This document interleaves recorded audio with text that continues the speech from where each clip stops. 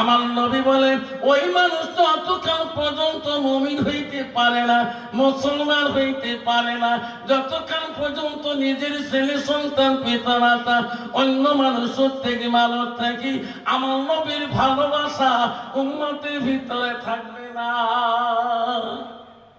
একটু নবীর ভালোবাসা মুসলমানের ভিতরে।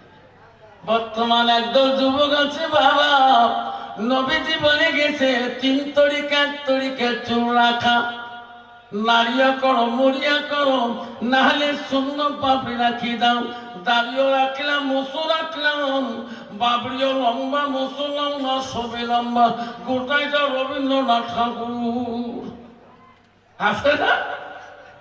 তোমার বাংলার জমি আমার আসামে আছে, আসামে যান জলেশ্বর একবার এই বড়ি মস 3 বেকারি লাখ দিয়ে মুখ দিয়ে হারে।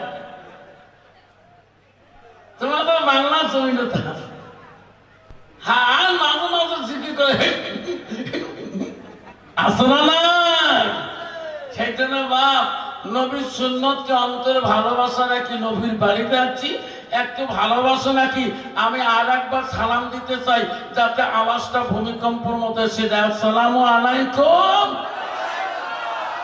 রাহমাতুল্লাহি ওয়া বারাকাতুহু ওয়া মাগফিরাতুহু। যাহা আজকে কুমারগঞ্জ মাদ্রাসায় বাৎসরিক ধর্মীয় সভার সুনামধন্য সভাপতি মহাশয়কে আমি আমার অন্তর থেকে তার সর্বপ্রথম সালামটা দিলাম। আরো সালাম দিলাম দূর দূরান্ত থেকে আগত বা স্থানীয় আকাশে তারকা নিচে নওয়ানামা দিনকে আমি সালামটা দিলাম। আরো সালাম দিলাম আমার আব্বাজানের বয়সের বৈশিষ্ট্য যারা আব্বাজন আছেন তাকে আমি সালামটা দিলাম। আরো সালাম দিলাম পর্দার আড়ালে থাকা নীরলে থাকা অন্তর দুলালি মা বোন খালাগণ ফুবুগণ মাসিগণকে। আরো সালাম দিলাম আমার বয়সের বন্ধু ছোট ছোট ভাই ছোট ছোট বোন সোনামণি কলিমণি সবাইকে সালাম দিয়ে আমি আমার বক্তব্য শুরু করলাম। তার আগে একটু জিকির করব লা ইলাহা জয় লা ইলাহা সরে পড় লা ইলাহা আরো পড় লা ইলাহা জয় জয় লা ইলাহা।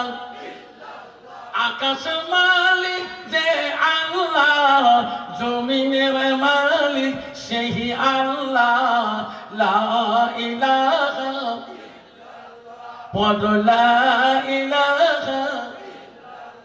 চন্দ্রের মালিক যে আল্লাহ, সূর্যের মালিক সেই আল্লাহ, পড় লা ইলাহা পড় লা ইলাহা। রিজকের মালিক যে আল্লাহ, মহুতের মালিক সেই আল্লাহ, পড় লা ইলাহা পড় লা ইলাহা। লা ইলাহা ইল্লাল্লাহ মুহাম্মাদুর রাসূলুল্লাহ। মহব্বতে বলেন সাল্লাল্লাহু আলাইহি সাল্লাম। তাহলে বামজানা বলেন আকাশের মালিক কে? জোরে কর। চন্দ্রের মালিক কে? সূর্যের মালিক কে? জমিনের মালিক কে? মরণের মালিক কে? মহুতের মালিক কে? তাহলে মহুত কার কার হবে? মোর 1 নম্বরে হবে। মহুত কার কার মরণ হবে? হাত তোলেন। মরণ সবার হবে। সাদা কাপড় পরাইবে, মুর্দার খাটে শোয়াইবে, কবরতে করিবে তোমার দাফন। পাগলে মহন রে দম ফুরাইলে দেখিবি কি আপন। অবশ্য মনরে দম ফুরাইলে দেখিবি কে আপন। যারা তোমার অতি আপন তারাই তোমার পরাইবে কাপড়। যারা তোমার অতি আপন তারা